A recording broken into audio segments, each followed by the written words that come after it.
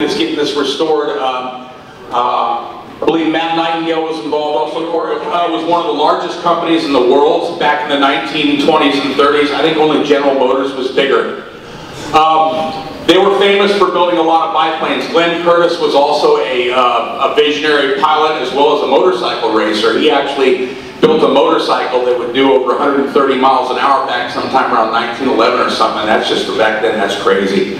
But in any case, yeah, Glenn Curtiss was a visionary, and he built the company, and they built a lot of airplanes for both the U.S. Army Air Service and also the U.S. Navy, among others. But general layout, all aluminum, all metal, fighter plane, monoplane, fighter retractable landing gear, radial engine there.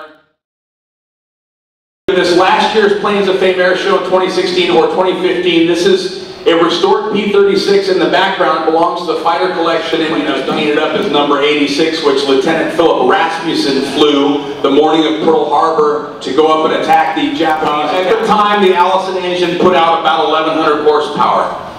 General Motors was the parent contractor for the Allison engine. Lower Niagara Falls, 1938. Again, in its original configuration, you can see where there's two blisters on the front of the cowl behind the prop. Those are where the 50 caliber machine guns were fitted.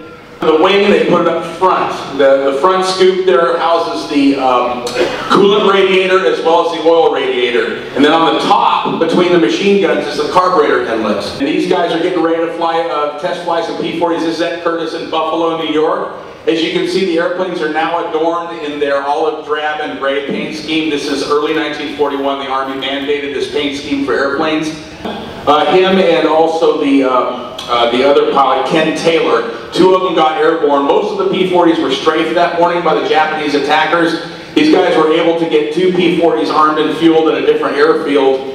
And they were sent there. The British bought a lot of these P-40s, actually called them Tomahawks. That was their nomenclature for the airplane, and they were the first to put shark mounts on the P-40s. Now, they weren't the first airplanes to have shark mounts, though. It's said that the British were motivated by a picture of a German Messerschmitt 110 they saw in a magazine that had shark mounts on it. So the shark mount goes back a little bit, but it's most iconic on the P-40 for sure. In front of a later P-40, this is called a Kitty Hawk.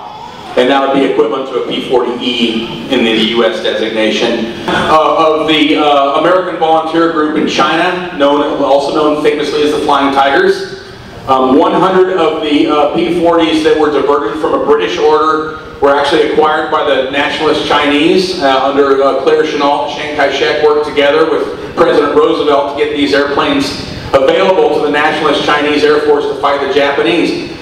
One of the great misconceptions about the Flying Tigers is that they were fighting the Japanese for a year or two in China before Pearl Harbor happened. Not the case. The first actual combat mission for the Flying Tigers was about 2 weeks after Pearl Harbor. A photo taken in 1942 of AVG, American Volunteer Group Flying Tigers.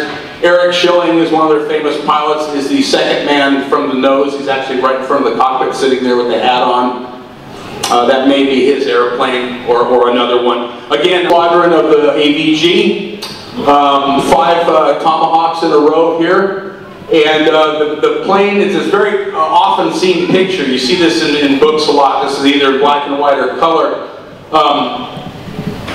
This is a 5 formation shot that's been often seen, and the foreground number 68 airplane is flown by Charles Older, who is one of the highest scoring aces in the Flying Tigers. I think he scored 10 kills.